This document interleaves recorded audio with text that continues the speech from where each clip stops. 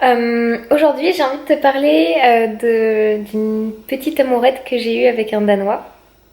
Donc, je vais te dire son nom. Il s'appelle Jacob, comme à peu près un tiers des Danois hommes.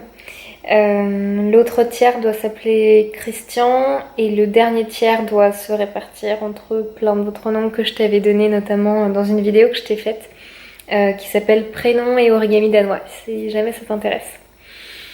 Et donc ce Jacob, que j'aime beaucoup, je l'ai rencontré en octobre 2019, donc il y a quelques mois.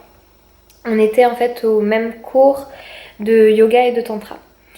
Et je pense qu'on s'est tout de suite dit, tiens, toi je t'aime bien, ouais, moi aussi je t'aime bien. Et on s'est tout de suite senti. Enfin, ouais, je pense qu'on s'est tout de suite mis un petit peu dans une dynamique de séduction. Mais bon, c'était une séduction à la danoise, donc ça avait rien à voir avec la séduction à la parisienne. Donc quand je dis que ça avait rien à voir, c'était très très très subtil.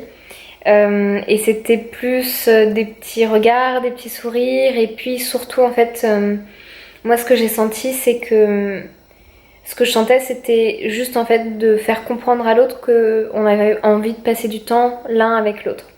Donc par exemple pendant le cours ça allait être de faire des ateliers ensemble, en fait des exercices tous les deux, ou alors de s'inviter l'un et l'autre à aller boire un verre à l'extérieur avec des amis. Mais c'était avec des amis en fait, on sait jamais vraiment, on a mis beaucoup de temps avant de se faire quelque chose que tous les deux. Et dans la séduction, il n'y avait pas du tout de...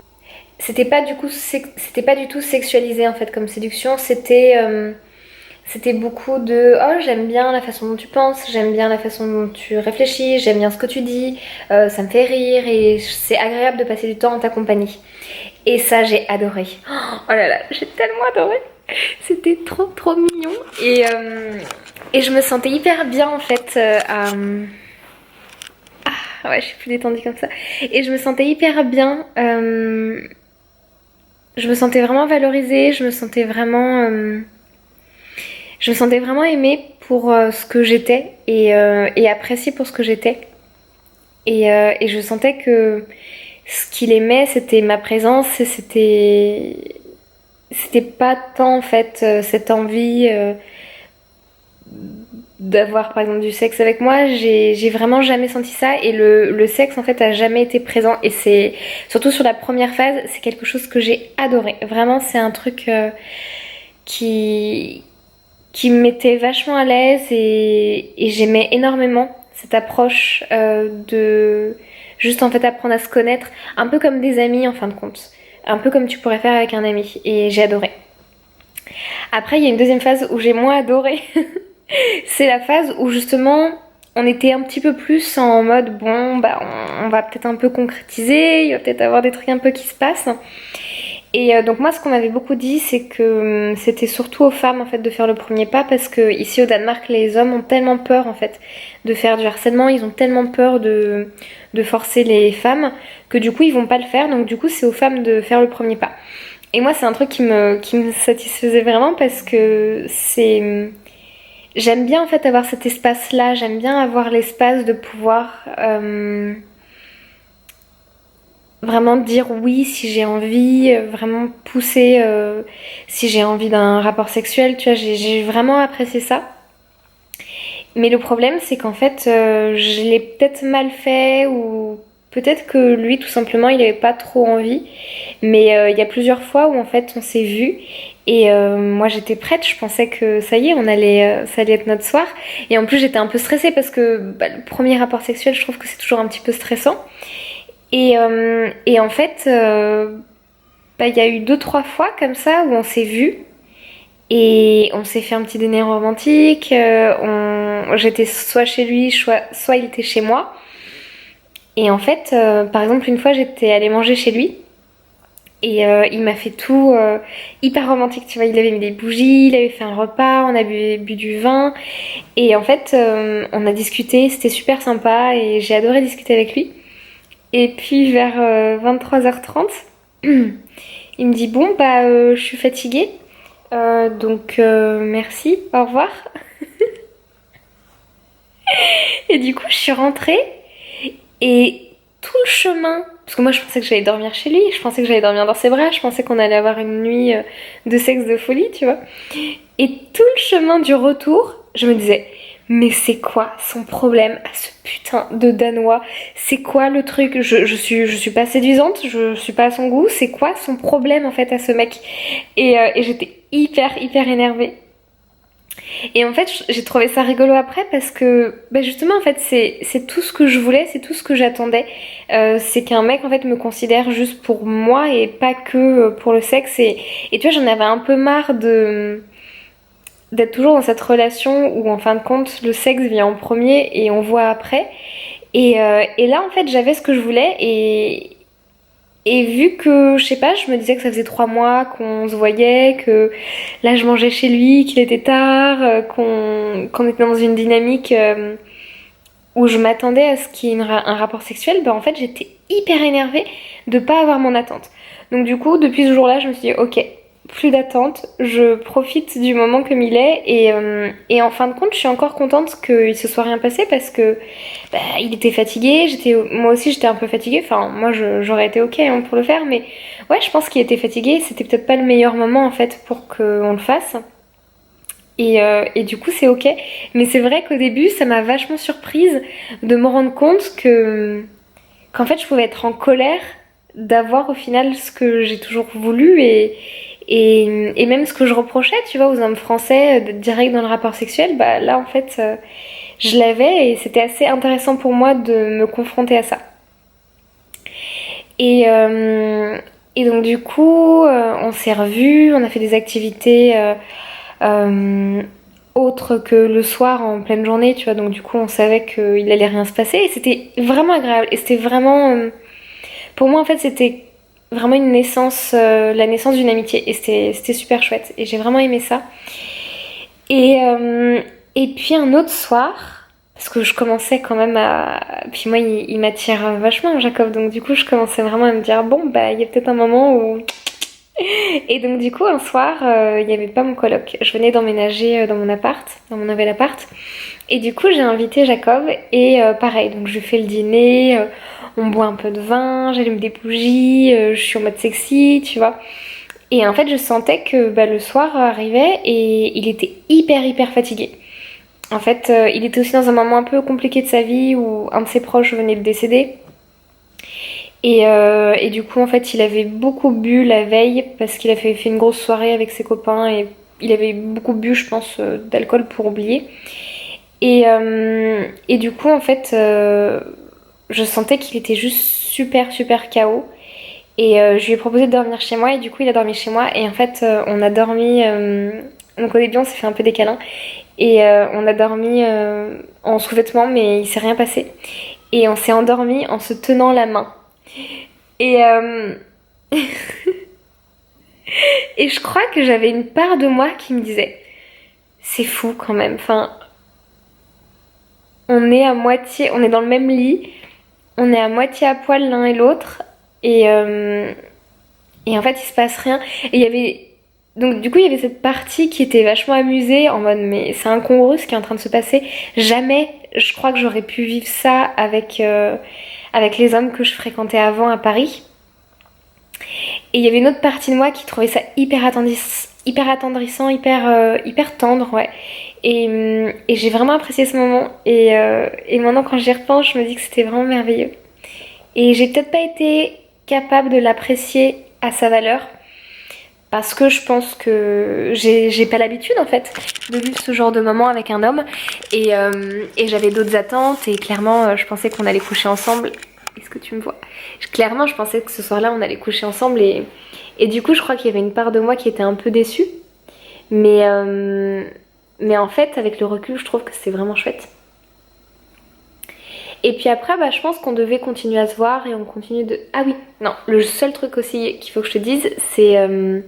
en fait, il a fait une soirée parce qu'il a eu des épreuves assez difficiles dans sa vie. Et là, il venait de clôturer en fait une de ses épreuves.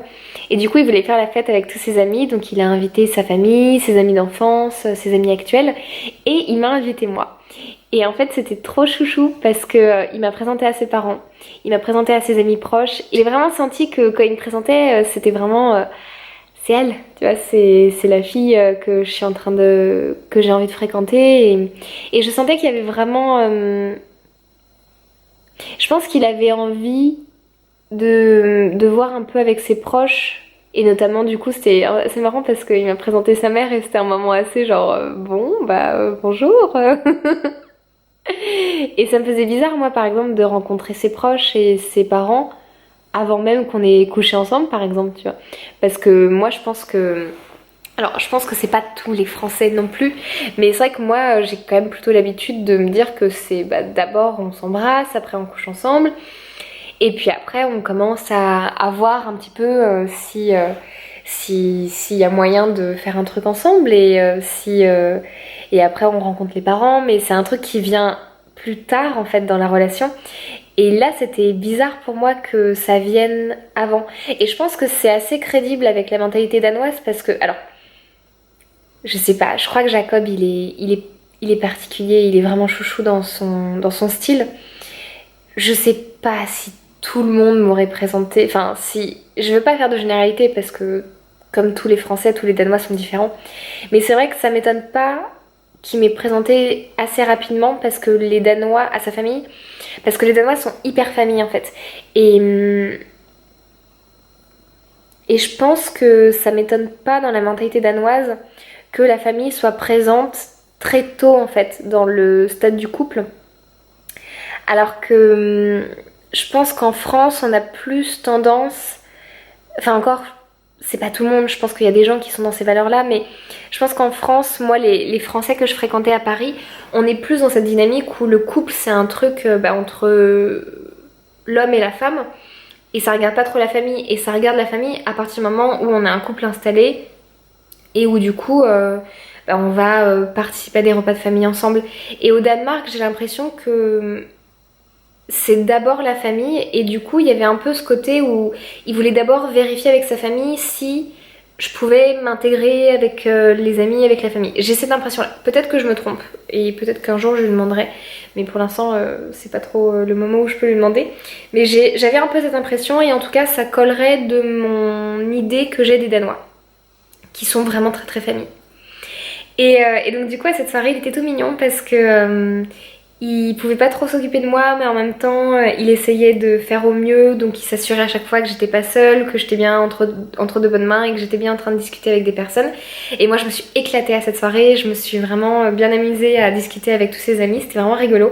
Ils étaient vraiment sympas et ils ont tous vraiment fait l'effort de discuter en anglais avec moi et de... Enfin, c'était vraiment, j'ai un très très bon souvenir de cette soirée, j'ai adoré cette soirée-là. Et puis après il y a un autre moment où je t'ai fait une vidéo d'ailleurs où j'avais les yeux mais pleins d'étoiles où bah, c'était le lendemain d'ailleurs de cette soirée. On n'a pas dormi ensemble, lui il a dormi avec ses potes et moi j'ai dormi seule chez moi.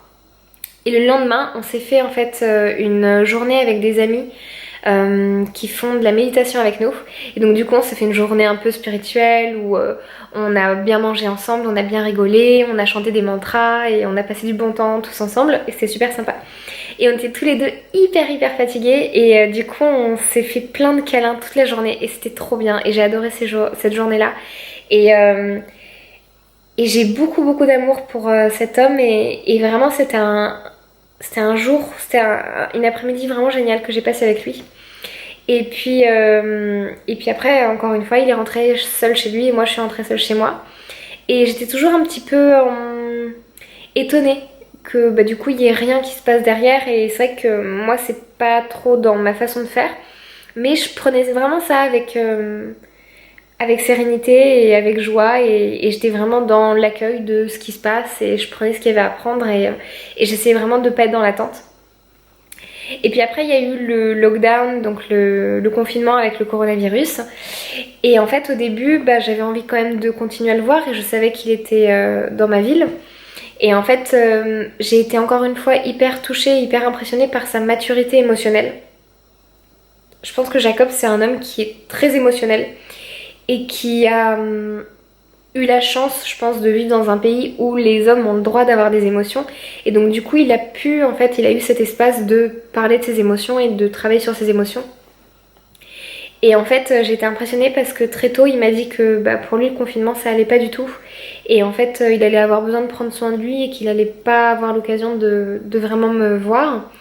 Donc du coup, on s'est un petit peu envoyé des messages, mais je sentais qu'en fait, il était pas bien. Il a pas mal pris de temps aussi où il s'est coupé d'internet, des téléphones pour être dans la nature, pour être dans la forêt. Ce que je trouve très très cliché des Danois parce que je trouve que les Danois, et j'aime beaucoup ça, sont très proches de la nature. Et puis c'est vrai que moi j'étais pas très bien et je sentais que j'avais besoin aussi d'une présence et que bah, lui il pouvait pas être présent pour moi. Donc du coup, bah en fait, sans trop qu'on en ait discuté, moi j'ai lâché l'affaire en fait. Je me suis dit que j'étais pas dans la bonne disposition. Je pense que Jacob il a besoin d'une femme qui prenne plus soin de lui. Et moi je pense que j'ai pas cette énergie là en ce moment, j'ai pas cette envie là. Donc du coup en fin de compte, bah, on a juste eu cette phase, cette longue phase de flirt en fin de compte qui a duré presque 6 mois et que j'ai adoré. Et c'est un homme que j'aime beaucoup et j'espère qu'on va se revoir. Là c'est les grandes vacances donc il est pas en ville. Et j'espère vraiment qu'on va se revoir en tant qu'amis parce que c'est un homme que j'aime beaucoup. Et, et du coup je suis contente aussi qu'on n'ait pas couché ensemble, qu'on ait pris ce temps vraiment pour apprendre à se connaître, pour se découvrir. Et je pense que si on avait couché ensemble et que finalement bah, ça se serait pas fait, je pense que ça aurait été plus difficile pour nous en fait d'aller vers une situation où on est amis. Et là, je pense que le fait qu'on n'ait pas couché ensemble justement, mais qu'on ait eu cette approche très intime et vraiment dans l'émotionnel et dans apprendre à se découvrir l'un l'autre, je pense que ça nous a vraiment donné cette occasion de construire une relation et de pouvoir rester amis même si on sent qu'en fin de compte ça va pas le faire et que moi je pense qu'en fin de compte je peux pas répondre à ses attentes et je pense que bah, il peut pas non plus forcément répondre à mes attentes parce que il y a des choses aussi qui... Je pense que lui, il a envie de se poser avec une femme. Je pense qu'il a envie d'être dans un couple sérieux et je pense qu'il a envie de construire un avenir. Et c'est pas du tout, du tout ce dont j'ai envie en ce moment. Et, et du coup, je pense que je peux pas lui apporter en fait ce qu'il a besoin. Et, et par contre, c'était beau de pouvoir comme ça se rencontrer. C'était beau de se découvrir et de prendre vraiment le temps de comprendre la partie émotionnelle de l'autre et l'intériorité de l'autre sans que ça passe en fait par une relation physique. Et ça c'était vraiment un super apprentissage et je pense que j'avais pas cette habitude là et moi ce dont j'avais l'habitude c'était d'abord d'avoir un rapport sexuel et après en fait du coup de prendre le temps de m'ouvrir, de découvrir l'autre et j'ai adoré ça. Et j'ai vraiment adoré ça. Et bah c'est tout, du coup, ce que je peux te raconter sur cette histoire. Je pense que maintenant, avec Jacob, on va être amis, je l'espère en tout cas. Et si on l'est pas, et ben c'est comme ça, c'est pas grave. Et, euh, et je pense que ça va encore peut-être me prendre un peu plus de temps pour laisser retomber, pour voir ce qui était vraiment propre à Jacob ou alors ce qui était vraiment propre de la culture danoise. Mais mon intuition, ce que j'ai l'impression et à quel point c'était différent entre la séduction à la danoise et la séduction à la française, c'est qu'en fait, j'ai vraiment senti que dans la phase de séduction, c'était vraiment en fait mon intériorité, ma partie émotionnelle, vraiment qui j'étais, qui l'intéressait. Et j'ai pas eu l'impression du coup qu'il avait ce but de coucher avec moi. Et j'ai adoré ça. J'ai vraiment adoré ça. En fait, je me suis sentie respectée, vraiment respectée. Ça a été un petit peu un challenge aussi pour moi parce que du coup, c'était pas propre à mes attentes, c'était pas conforme à mes attentes. Et bah du coup, comme ce que je t'expliquais un petit peu plus tôt dans la vidéo, il y a des moments où en fin de compte, mon ego a été un petit peu touché et où je me suis dit mais en fait c'est parce que je suis pas belle ou c'est parce qu'il me désire pas ou c'est parce que je suis pas attirante pour lui et il y a vraiment des moments où je me suis dit mais mince en fait qu'est-ce qui cloche chez moi et en fait je pense qu'il y avait rien qui clochait chez moi et je pense que c'était juste pas sa priorité. Et même si j'ai pu être en colère, bah en fait avec le recul je trouve ça magnifique et j'ai adoré qu'il me fasse ce cadeau-là. Pour moi c'était vraiment je t'aime pour ce que t'es et j'ai envie de passer du temps avec toi parce que j'aime passer du temps avec toi en fait. Et c'était pas dans le but, tu vois, d'avoir un rapport sexuel. Et j'ai trouvé ça génial. Il est tellement chouchou, il est tellement chouchou. Et ça, je pense que c'est vraiment danois. J'ai l'impression que c'est vachement dans cette culture danoise. Et j'aime bien ça. Mais c'est vrai que du coup, c'est difficile d'accrocher quelqu'un. Euh, et c'est vrai que je pense que d'habitude, le sexe et du coup aussi toutes les hormones qui sont produites quand t'as un rapport sexuel, ça aide énormément en fait à te sentir proche d'une autre personne. Et j'aime bien le fait que on a cherché une autre manière de se rapprocher. Et peut-être que si on avait couché un peu plus, et peut-être que si on avait eu des rapports sexuels, on aurait essayé d'être un peu plus proche et de continuer la relation. Mais en fin de compte, je pense que on aurait peut-être pu se forcer, je sais pas, tu vois, à rester l'un avec l'autre parce que du coup, on commençait à être un petit peu. Tu vois, moi, en fait, ça m'est souvent arrivé de coucher avec quelqu'un et je me disais que ça se passait bien et du coup, je sentais que c'était pas optimal. Mais comme le sexe, ça se passait bien, en fait, par confort, j'avais tendance à rester avec cette personne.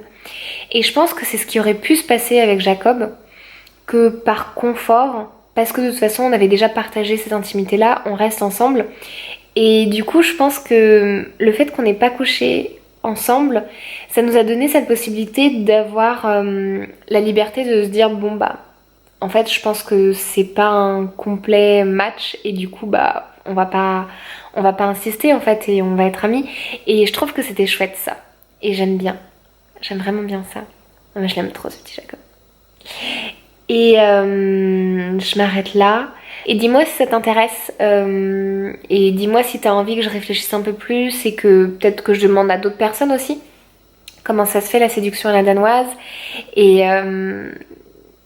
comment sont les rapports et quelle est la place de la famille. Tu vois, par exemple, je pourrais te faire d'autres vidéos là-dessus. Je commence un peu à entrevoir des différences culturelles et je commence aussi à avoir quelques amis danois qui pourraient m'aider à comprendre un petit peu mieux la culture danoise. Donc voilà, dis-moi si ça t'intéresse. Je t'embrasse fort et je te dis à bientôt. Et je suis en train de fréquenter un autre danois. Donc du coup, dis-moi si ça t'intéresse que je te fasse une vidéo aussi pour te raconter un peu comment ça se passe. Et clairement, c'est différent. Donc je pense que ça pourrait être intéressant aussi de il y a des points communs qui justement je pense sont liés à la culture danoise, mais il y a aussi des points de différence avec cet homme que je fréquente maintenant. Et dis-moi si t'as envie que je te fasse une autre vidéo, dis-moi si ça t'intéresse. Je t'embrasse fort, à bientôt.